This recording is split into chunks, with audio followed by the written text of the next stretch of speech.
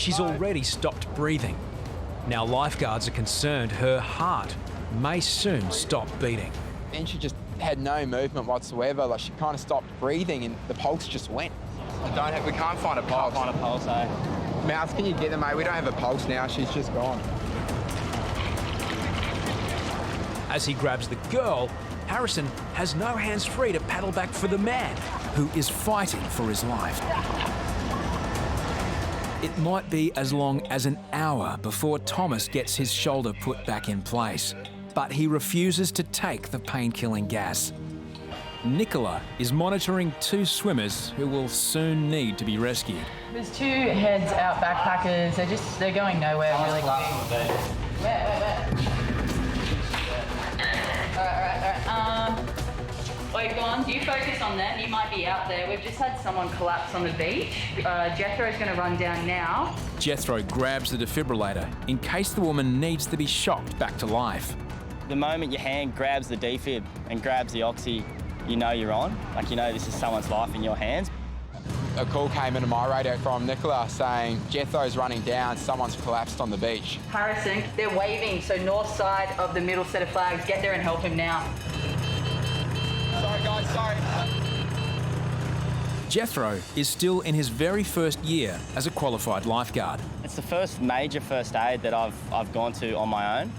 So obviously I was very nervous, but you go into a little bit of computer mode, you know, like textbook mode, and you know you've got a job to do, and you sort of try to dehumanise yourself from it. She's quite pale, looks like she's been in the water. I don't know if she's maybe gone under and someone's pulled her up. The young woman is a drug user, known to lifeguards. She's very unconscious, but she's got a pulse. Just a few weeks ago, she suffered a drug overdose in the women's toilets.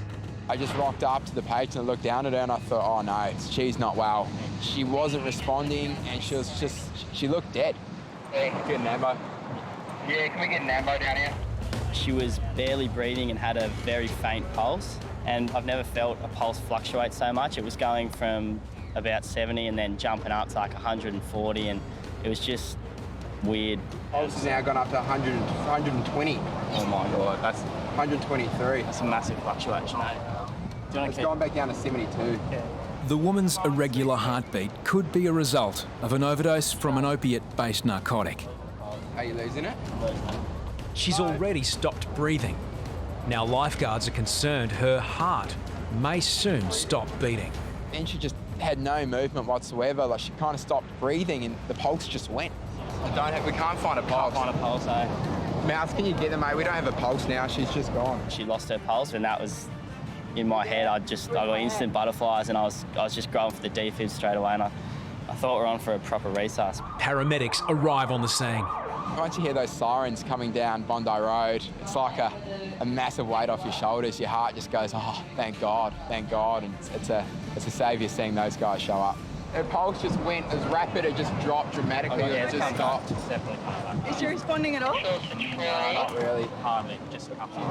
I swear to God I lost her pulse. Yeah, like You know, you get them out of here, we carry them out in a board or... Yes, we get a hit up and we can carry her out. You know, it's serious when the ambos say to you, you know, like, right, we've got to get her out of here. You know, just we need to get off the beach. And when they start calling for backup as well, and that's when you know it's a sticky situation.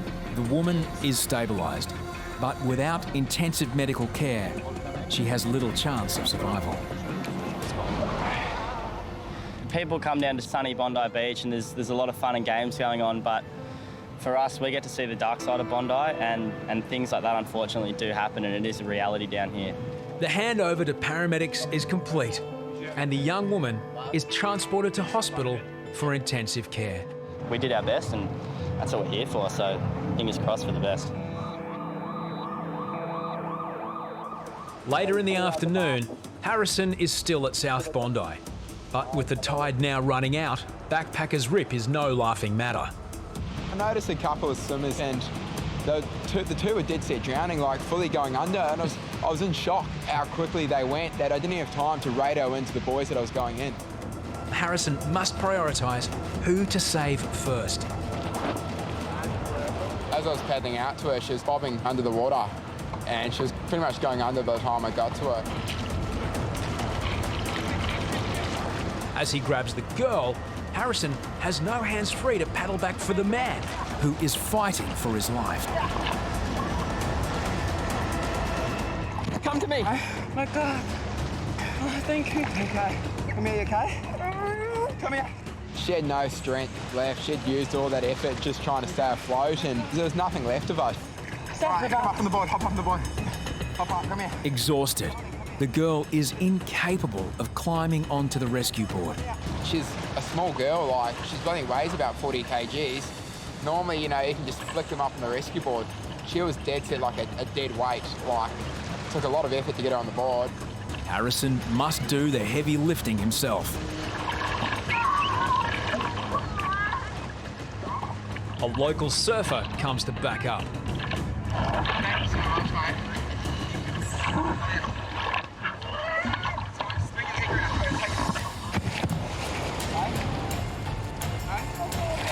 Stand up. The girl's clothing did little to help her stay afloat. Just come up here. Sit down, relax. Sit down. Sit down. Lifeguards are concerned the girl has water in her lungs and could suffer secondary drowning. Very scary, eh? But after undergoing a brief assessment in the tower, she refused all further help.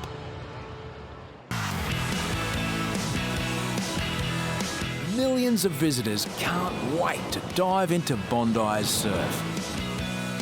But many are unfamiliar with the ocean and the power of the waves. We got a knock at the door and I got presented with a patient holding his shoulder, as we so often do in summer with dislocated shoulders. And this guy was in real visible pain, and I could see it on his face. He was really distressed. Thomas is from Germany. He and his brother are in Australia on a working holiday. Yeah, I'm just going to give this guy some methoxy and wait for an ambulance to arrive. One wrong move in the surf was all it took. Mate, just sit yourself up. I'm going to get you some pain relief as soon as possible. You had any alcohol today? No. Okay, good. The green whistle contains analgesic gas. It's famous for taking patients to a much happier place. But this is good. This stuff is sick. This is ridiculous. You got no pain down here at all? Nah. It's honestly the best thing I've ever had. It's like glowing another one. Today, however, Thomas is having trouble inhaling the gas as he doesn't like the taste. We administered the green whistle and, you know, normally we get a bit of relief straight away, but he just wasn't getting better at all and we just couldn't get the pain relief in that we wanted. It might be as long as an hour before Thomas gets his shoulder put back in place, but he refuses to take the pain-killing gas. Like, if you want to keep going on this. That's so terrible. It's quite an acrid, unpleasant taste, and I think he was, you know, quite sort of reluctant to sort of draw it in properly. It's all right, just keep breathing in, mate. This is. I should be starting. Do you feel anything at all? Do you feel a bit sort of like? No. No pain relief at all? The green whistle normally takes effect in as little as 30 seconds. After resisting it for 20 minutes, Thomas is close to tears. I just feel sorry for this man, you know, like we're doing pain relief, but it's not really working at the moment, so. A specialist paramedic arrives. There's not getting much pain relief from the methoxyflurane, which is... They did a quick assessment and their specialty is to try and put the shoulder back into place, so they set about doing that. Just use the gas. Keep using the gas. If Thomas doesn't fully inhale the gas, the relocation of his shoulder will be excruciating. Okay. Oh, shit. Okay, and just relax.